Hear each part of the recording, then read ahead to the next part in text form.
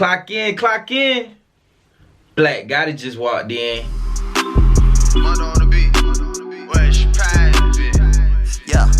Yeah. Team Black Gotti, stand up, man. Yeah. Right now we about to get right into this video with 6ix9ine. Everybody's already aware of the situation going on with 6ix9ine. And what's so funny about this situation is this is not surprising to nobody. Not even the people he is snitching on.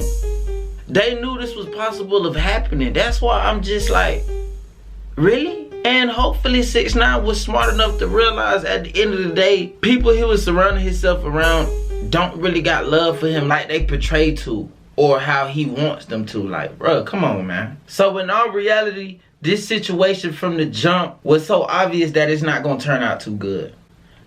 Now look what's happening. And it's even getting to the point right now where nobody is showing 6ix9ine no type of love. But you know what's really funny about nobody showing him no love? It's the fact that when he actually does come home, I have a good feeling if he chooses to continue dropping music, people are still gonna listen to it. And not only are they gonna listen to it, the same people who probably didn't have so much good to say about him might end up doing a song with this man. We are reaching a time of day where it just really don't matter. Nothing. Right now, everybody's just looking at him as a snitch. But there's a good possibility when he come home, a lot of people's gonna probably have their second thought about the situation. Like, damn, this man snitched on the same people who was smashing his baby moms. Not only smashing his baby moms, threatening to hurt his mom. Not only threatening to hurt his moms, robbing him and threatening to hurt him. You feel me? This is just a crazy situation and all. You feel me? But can't nothing justify the fact that you knew what you were signing up for before you did. So you knew what you was getting yourself into, but you still decided to portray this image like you just big and bad. But in all reality, you just a rapper handy mandy, Bob the Builder, Tully Tubby. You're not really what you say you were. But now go ahead and pull up your drink, roll up your wood, and let's sit back and listen to the whole video of him speaking in court. Clock in, clock in. D-A-N-I-E-L space H-E-R-N-A-N-D-E-Z. All right, good afternoon.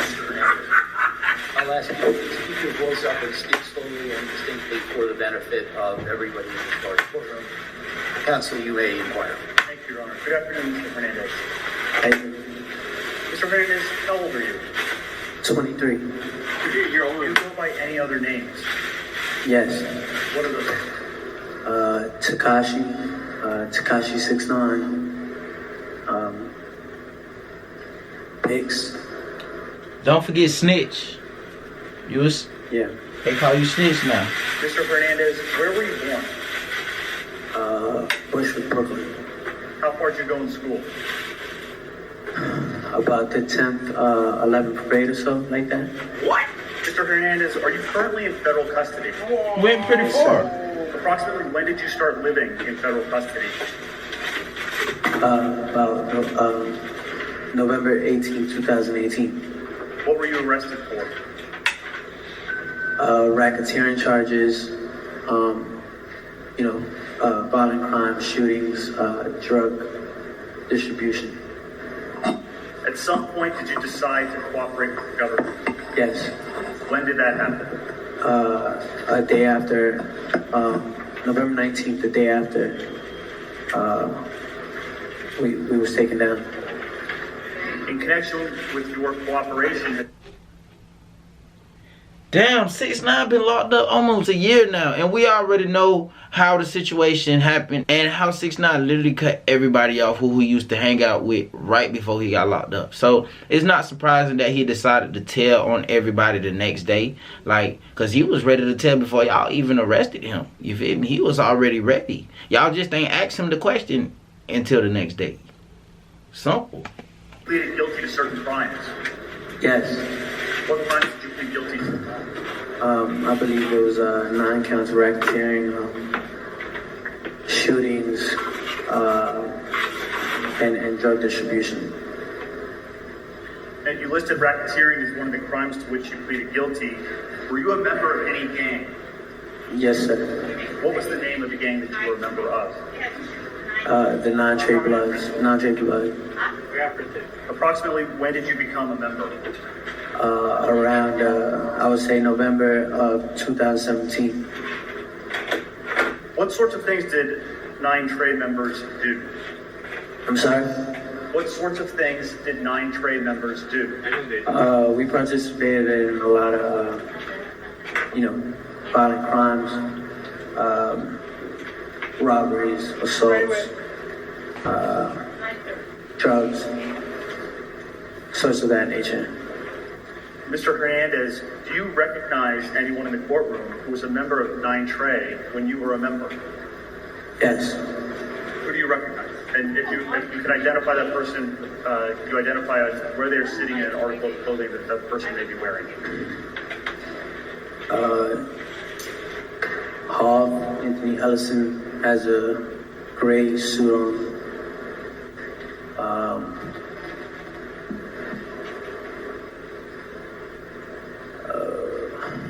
And Nuke Ajuban Mac has the brown suit on with the white thing on his head. Your Honor, may the record reflect that the witnesses identified Mr. Mack and Mr. Ellison? This man is really pointing these people out. They listening to him tell on them. That's crazy. But the same dude that he's telling on is supposedly the same dude who robbed him. The same dude who put him at gunpoint in his car, took his chain, took his money, and pistol whipped him. So I don't think it was real hard for him to actually tell on those individuals, but probably the people who was actually cool, probably gonna hurt him inside to actually tell on them. But he probably not having a hard time telling on these specific people. The record reflects that Mr. Hernandez, in sequence, identified Mr. Ellison and then Mr. Mack. Thank you, Your Honor. Now, Mr. Hernandez, we'll turn back to 9 Trey in a minute. Before we do, I'd like to ask you some questions about your life before 9 Trey. Where'd you grow up? I was raised and lived in Bushwick, Brooklyn. Where'd you go to school? For elementary, I went to PS 59. For middle school, I went to Walmart Campos. We don't want to hear all that. There was a guy under the name Peter Rogers, always coming there buy a tea and like a tilapia, some peanuts, stuff like that. He asked me if I made music and if I rapped. The dude he's talking about is a dude who came to one of his jobs that he used to work at. Dude used to come there often. And I was like, no. And he was like, well, got the image for it, look cool. I was like, I took it in consideration and we started making music from the deli. And again, this is around 2014? Yes, sir. Like late 2014, like September. So when you started making music in around 2014, what type of music were you making? It was more of like a rock and roll rap. Approximately how many records or songs did you release? 8, I believe. I believe around 8. Did you go on any tours? Yeah. Where did you tour? Eastern Europe. I toured in Bratislava, Slovakia.